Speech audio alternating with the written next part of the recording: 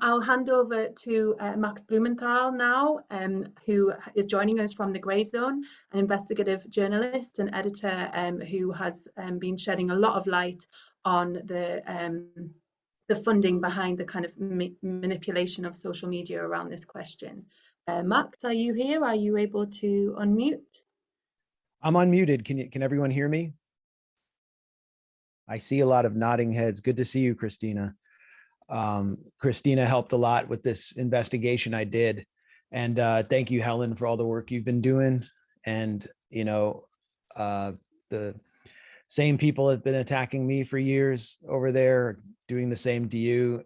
And, you know, it's like water off a duck's back. I mean, they have nothing to say because the facts are really on our side here. I don't think there's really any, I mean, what made this investigation so, I don't want to say easy, but just such an obvious thing to do was that those who were exploiting these protests make no secret of the fact that they are working with US intelligence, with the US embassy, that they are funded by the US government. There's really, they make no effort to conceal it. They're practically proud of it. What I find so disturbing about what's taking place in Cuba from the perspective of Washington is that there is a deliberate attempt, in the words of the National Endowment for Democracy's founder, who just stepped down, Carl Gershman, and Orlando Gutierrez, who heads the Cuban Democratic Directorate and is funded by the National Endowment for Democracy, the NED, which is a CIA cutout that is the regime change arm of the US government.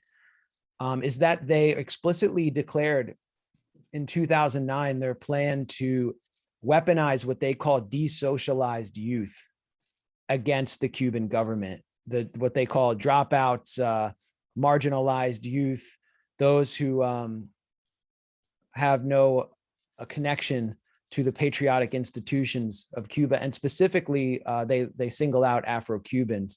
And we can look at the US strategy around the globe when it's taking on socialist states, especially, or independent states.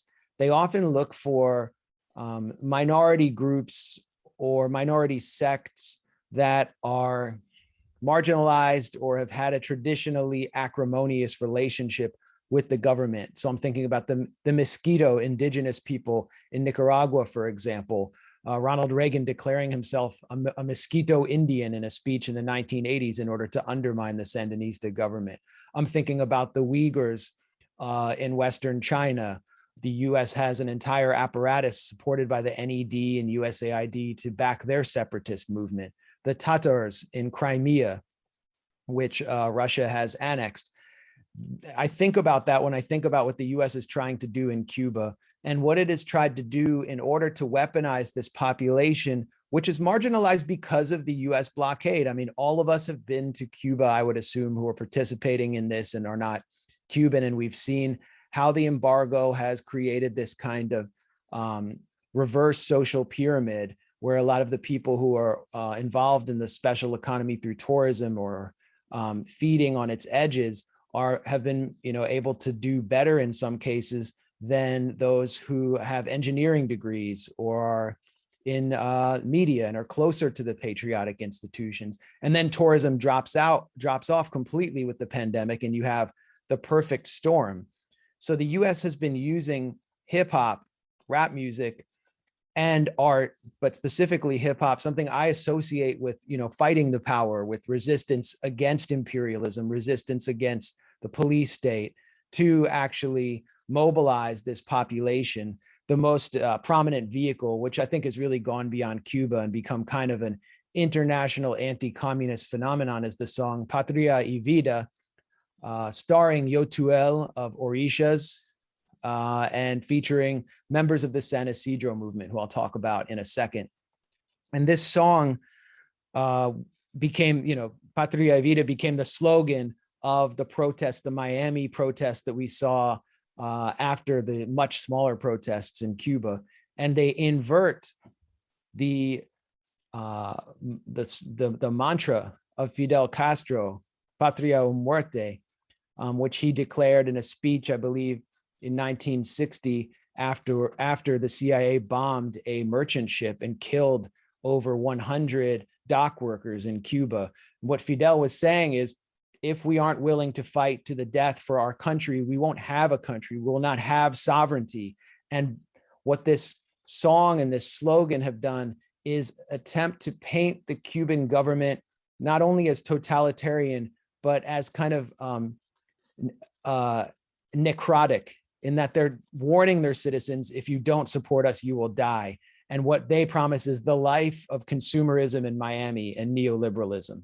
Of course, Yotuel, the frontman of this song, lives in Spain. He has appeared in the EU Parliament alongside Juan Guaido.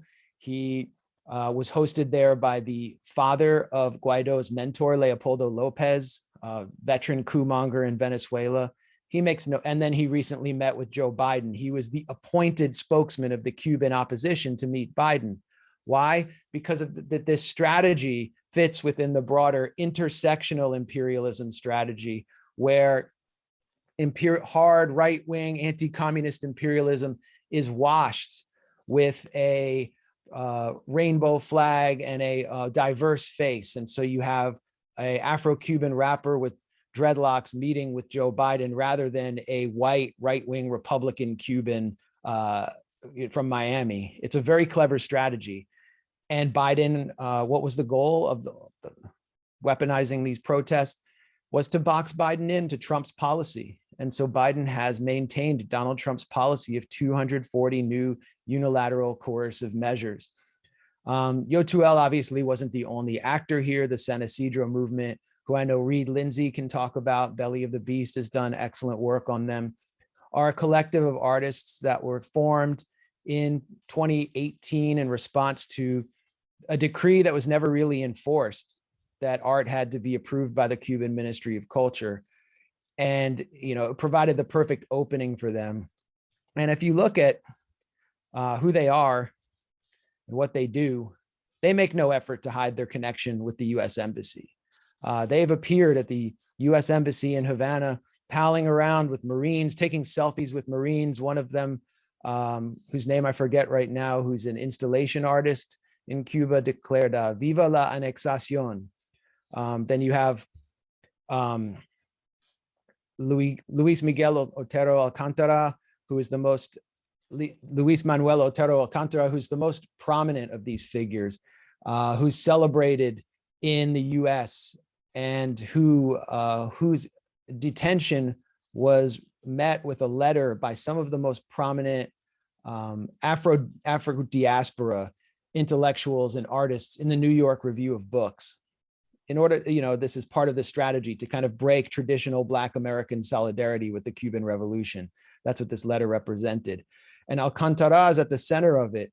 What I think a lot of the people who signed that letter don't know is that he's not only really not a very good artist. If you look at his art, it's just pure provocation in order to generate a confrontation with a state that has been under siege for 60 years. So he's been photographed sitting on the toilet with a Cuban flag, wearing a Cuban flag towel around his naked waist while he brushes his teeth, sitting on laying out on a Cuban flag on the beach with US flag underwear on, and written in the sand in front of him is Cuba Libre, you know, just a call for regime change. He has given US flags to local youth in the San Isidro section of Old Havana to just run around the neighborhood until police show up. I mean, just a straight, I mean, this, I don't want to draw any parallels or come up with any metaphors that would help Americans understand, but there are so many flags, I mean, that could be cause a police reaction if local youth were running through the streets of Washington, D.C. with it right now. But this is all intentional. And then, you know, through the confrontation, he's generated a lot of statements, first from Mike Pompeo, noted supporter of hip hop, rap aficionado, supporting Alcantara, and then Jake Sullivan, Biden's incoming National Security Council advisor. Alcantara found a promoter in Carlos Manuel Alvarez, who's a Cuban journalist who's now based in Mexico, and his site El Estornudo is also funded by the National Endowment for Democracy.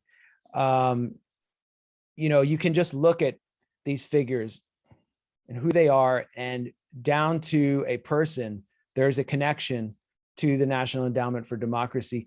Alvarez is a journalist. And since 2018, we have seen so many new websites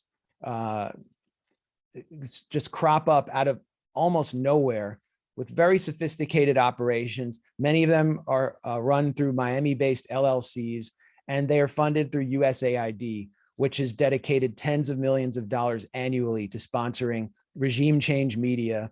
El Estornudo is one of them. And these LLCs or cutouts like the Institute for War and Peace Reporting, which is an NGO based in the US, also funded by the NED, to quote unquote strengthen collaboration among Cuban independent journalists. They have, supposedly pro-LGBTQ publications run through this apparatus that demonize the Cuban government as homophobic, even though Diaz-Canel has legalized gay marriage, opened the army to gay soldiers, and initiated official pride events.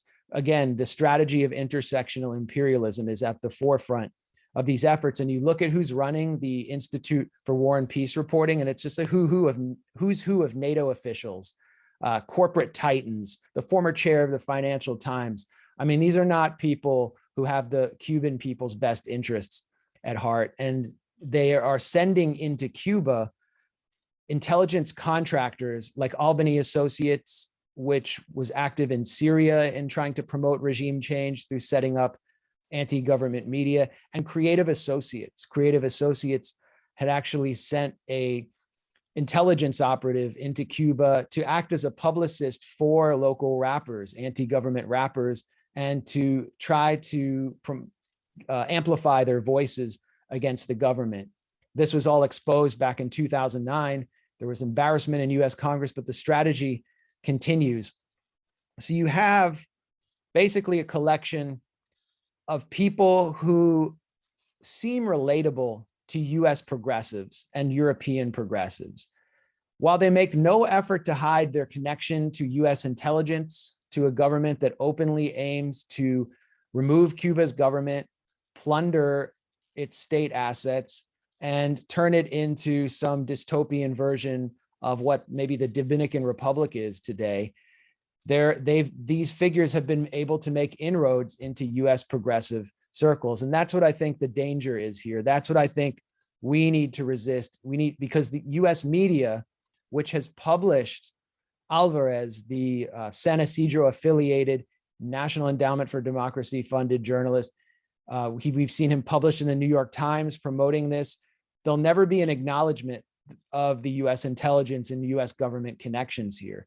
And so it's our job to make those connections, elucidate them, and ensure that this astroturfed, seemingly a progressive movement does not continue to drive a wedge into what has traditionally been progressive solidarity, left-wing solidarity with Cuba's revolution, a revolution that is under unprecedented attack now from a Biden administration that is fully implementing Donald Trump's policies of maximum pressure. And just in closing, because I mentioned the hip hop track, rap song, Patria y Vida at the front, this song now has like over 8 million views on YouTube. It's definitely the main vehicle for promoting regime change in Cuba, but there will be a new song that is intended to supersede it, that's promoted or produced by Emilio Estefan. Emilio Estefan is the husband of Gloria Estefan of the Miami Sound Machine. And I think this song is simply called Libertad, and you've seen at the right-wing protests, people holding up the L. That's kind of what he's trying to invoke. They're preparing for another round of protests to keep the pressure on. And it's been rumored that Emilio Estefan and Gloria Estefan actually helped organize the production of Patria y Vida. And it's interesting to draw the connection between Gloria Estefan and her father. I think his name is, someone can correct me, Jorge Solero. He was a bodyguard of Fulgencio Batista. He participated as a CIA asset in the Bay of Pigs invasion, and he went on to volunteer to serve in the exterminationist criminal US war in Vietnam, in hopes that his service would be recognized and the government would repay him and his Bay of Pigs buddies with another invasion of Cuba. And what did he get instead? He got poisoned with Agent Orange and deteriorated in front of his daughter and died as actually an unwitting victim of US empire. And now his daughter is continuing his work. This is all happening through culture.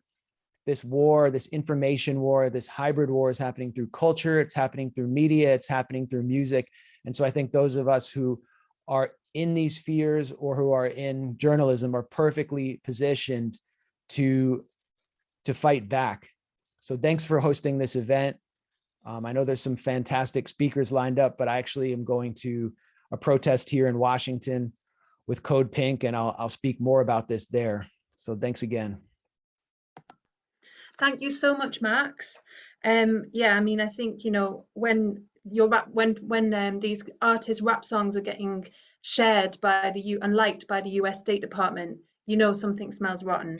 And, you know, we just really want to thank you for all of the continued excellent investigative journalism that you do.